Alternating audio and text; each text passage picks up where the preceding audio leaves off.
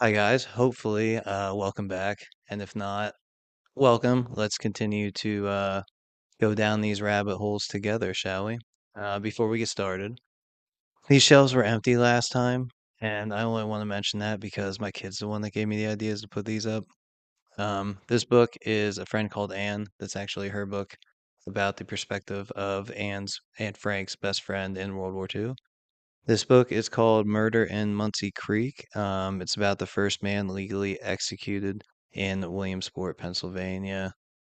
This book, Extreme Ownership, the Red Book, and the book Can't Hurt Me by David Goggins, changed my life. The one by David Goggins isn't there because my sister has it. This is Xin Loy, Vietnam.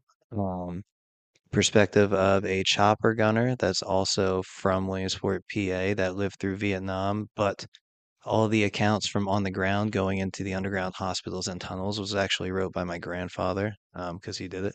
And then this is 1916 Ireland Uprising. It's a pocket-sized book I found in one of them ones that you trade in the big glass cabinets or whatever on vacation when we went to Jamestown, Virginia. And I just liked it. So moving on, I'm sorry for all that. We are getting into Love Canal, Buried in Poison today. This is another story of just greed over well-being. Getting into this, just picture the American dream, if you will. Fresh houses, everything's new, like well manicured as well outside. Kids riding bikes, people out back walking around, grilling burgers, safe neighborhood. Um, with this brand new state of the art everything school right in the middle. So the American dream. It's a dream community. Everybody felt very at home. Now picture that same thing but on top of 21,000 tons of toxic chemicals. And there's not a warning about it at all. Nobody tells you anything. Even the people that bought the land originally were not directly told. Um, but that is what Love Canal in Niagara Falls, New York is. It's one of the first environmental horror stories in America that's documented, and proof that sometimes it doesn't matter where you put your white picket fence, it's going to come with a side effect like cancer. You can't really escape any of that. Everything is kind of poisoned. Um, but yeah, this story starts back in the 1890s. An entrepreneur named William T. Love had a plan to build a brand new model city powered off of the Niagara Falls with hydroelectric energy.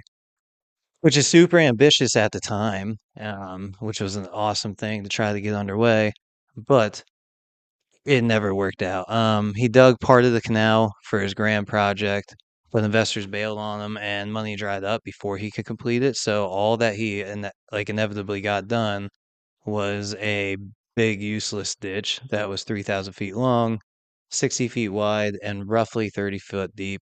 You know, give or take some ebbs and flows until years later, somebody decided to come by and fill it with toxic chemicals, which by the 1940s, there was a chemical company called Hooker Chemical, and they needed a dumping ground. They were producing pesticides, solvents, and even chemical weapons. So things literally designed to kill people, and they're trying to find a place to just go bury it. And what better place to go bury tons of toxins than this giant abandoned ditch that nobody cares about? From 1942 to 1953, Hooker Chemical dumped 21,000 tons of toxic waste into Love Canal. We're talking benzene, chloroform, dioxin, basically the greatest hits if you were to put all the cancer causing chemicals together for the time. Once the canal was fully full, they just covered it up with clay, threw some dirt on it, they patted each other on the back, and they just called it good because you can't see it from my house. In the year 1953, Hooker Chemical sold the land to the local school board for $1 to a school board, not like just some random whoever.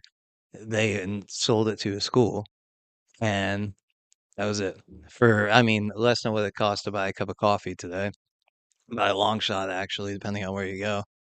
So, what did the school board do? They built their school. They built the 99th Street Elementary School directly on top of the canal. And around it, they started developing homes because people were moving to the area for this brand new state of the art school. Families moved in, obviously. Children played outside due to that, and nobody had any idea what they were running around on top of.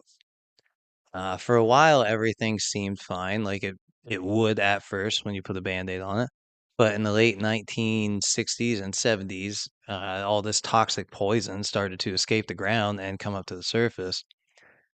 Because you can imagine the surprise of construction workers when they started digging sewer lines and puncturing the barrier, and when they were digging new basements, and suddenly this toxic brew that was formulating underground had a way out, and they're wondering. It probably looked like something out of Goosebumps just oozing through the ground. Residents also started noticing that there was oily puddles anytime it rained, even though there would be no reason for it at the time, and it was all over town. There was chemical odor in their basement, and this was everybody's basement.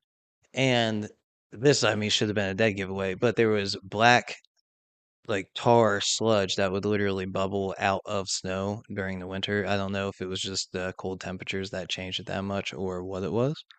Um, and then kids started going outside to play, and they'd come back inside with burns on their skin that was touching the ground too long.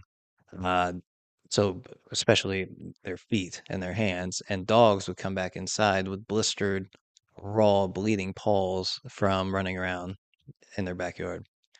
There started to be a very high cluster of birth defects, cancers, and miscarriages all in this city. And the state and the government looked the other way at the time because it was legally covered. Uh, it was in the deed. What can we do? It's out of our hands. On to the next one. But thankfully there was a loud voice in the community. Her name was Lois Gibbs.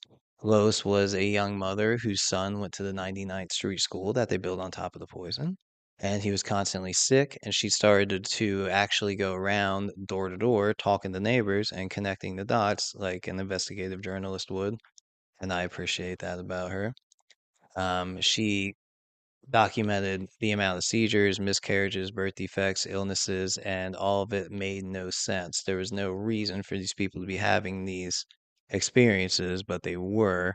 And the only thing that they could all put together was all these anomalies that they've been seeing in their town. Um, when she raised an alarm with evidence, they told her she's an overreacting mom because apparently moms noticing their kids getting poisoned is just hysteria. Uh, but Lois didn't stop. She organized the community and she fought and refused to shut up. By 1978, reporters and independent scientists confirmed what the residents of the area already knew, and that was there was sky high levels of toxins in the soil, the groundwater, and the air. Um, Again, benzene, which is a carcinogen, and dioxin, which is one of the deadliest substances humans ever made. Chemical warfare was going on at the time. It was undeniable, but the government still dragged its feet, and families were drawn through this mess because they can't just, I mean, they're kind of trapped. You can't just pick up and go. That's not necessarily affordable unless you're going to be completely homeless. And I'm sure they were weighing the options of what to do, especially if you didn't have family anywhere else. Like if you lost your family in the war that just happened, people are kind of stuck. But finally, after all the pressure from Lois Gibbs and her neighbors now, because she started her own little kind of community around this, President Jimmy Carter declared it a federal emergency. And for the first time in U.S. history, an American community was evacuated because of a man made environmental disaster. Over 800 families were relocated, finally. The neighborhood was bulldozed, the school was abandoned, and the American dream in that area was reduced to warning signs. Hooker Chemical, that was later bought by Occidental Petroleum, denied responsibility for years. They argued That was in the deed. It's right there. You saw it. As if slipping a vague warning into paperwork makes it okay to bury 21,000 tons of poison under a school. That's like setting a bear trap in your living room saying, well, I left a sign up. There's a sticky note on the fridge. It's not my fault that you didn't see it. Turn the light on. Um, it's a little ridiculous. It took decades of lawsuits before Occidental finally paid the settlements, but no amount of money could undo the debts and the illnesses like every single other lawsuit. It doesn't make up for it. To them, they probably feel like it does because they have a very corrupt way of thinking, but this left generations scarred from that area. Um, whether it was emotional, physical, genetic, anything, it left the entire community scarred. Um, but it wasn't just a tragedy, it was a revolution, which has a silver lining in it. It showed that indeed these American corporations will bury whatever they need to save money, and the government will look the other way. So it opened people's eyes. And it made the government act. Um, that is a big step for it to be the first one ever. It made it easier for other things like that to happen in the future so we can try to prevent these disasters, which we didn't. But at least there was a system to act faster. The scandal gave birth to the Superfund program, which is the government's hazardous waste program and cleanup system. This was what started it all. There's still thousands of love canals out there, like we discussed on episode one. There's toxins underneath millions of people's homes, probably still under schools and playgrounds, and they're just invisible, waiting for the next unlucky people, like a timeless mousetrap, if you will. Um, and it's not the first one, it won't be the last one, but it was the first one to blow up. Thank you guys. Next time, we are going to go over the company called Monsanto and the seed monopoly that they did, which sounds goofy. Or seed mafia is probably a better way to put it. And it sounds goofy, like I said, but when you start to look into it, it is very haunting and insane that it was allowed to happen. So again, thank you guys, and I look forward to seeing you next time.